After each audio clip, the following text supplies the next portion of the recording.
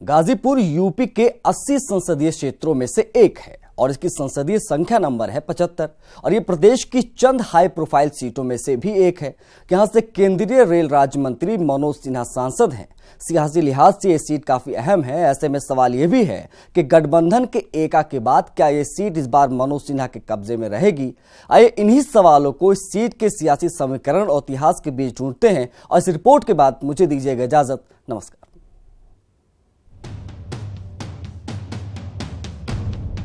पूर्वांचल की राजनीति में गाजीपुर संसदीय सीट को साधने की सियासत सभी पार्टियां करती रही हैं। पूर्व में इस सीट पर 5 बार कांग्रेस तथा भाजपा और 3 बार भाकपा और सपा को प्रतिनिधित्व करने का मौका मिला है। अस्तित्व में आने के बाद से लोकसभा सीट सामान्य श्रेणी की रही है।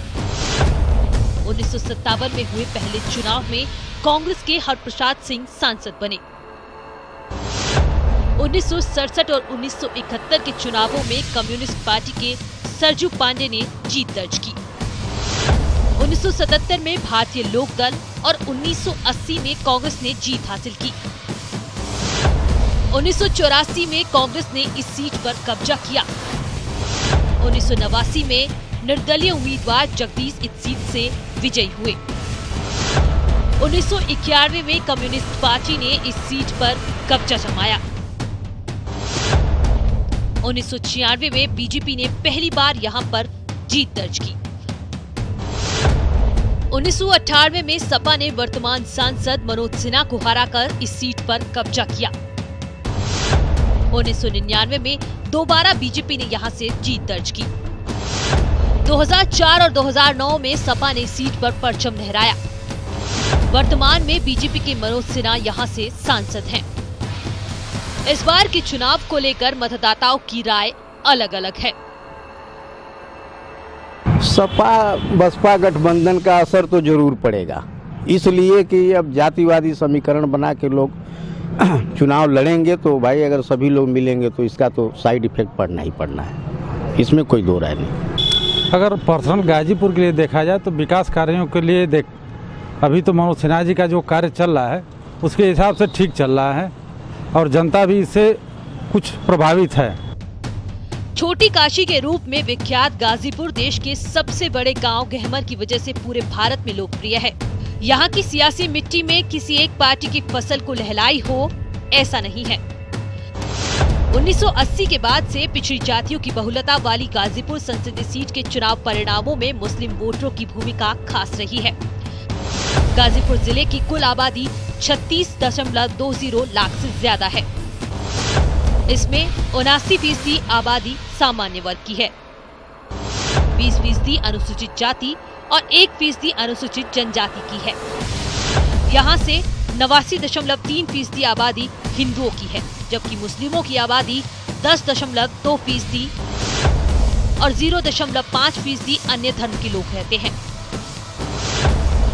इस सीट पर कुल 18,51,857 वोटर्स हैं, जिसमें 55% पुरुष और 45% महिला वोटर हैं।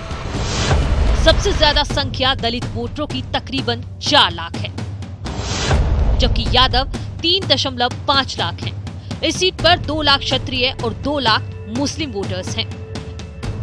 पिछले लोकसभा चुनाव में इस सीट पर मनोज सिन्हा को मोदी लहर के बावजूद काफी कम अंतर से जीत मिली थी, लेकिन इस बार तस्वीर कुछ और ही है। बसपा का जो बेमेल गठबंधन हुआ है, जिनकी कोई संधि कभी नहीं होती थी, ये एकदम हिंद महासागर के उस पार जाने वाले हैं और पूर्ण बहुमत से फिर प्रधानमंत्री नरेंद्र मोदी ही बनेंगे। 2014 लोकसभा चुनाव में बीजेपी के उम्मीदवार मनोज सिन्हा को 3,06,929 यानी 31.11% वोट मिले थे। वहीं सपा की उम्मीदवार शिवकन्या कुशवाहा को 2,74,477 यानी 27.82% वोट मिले थे।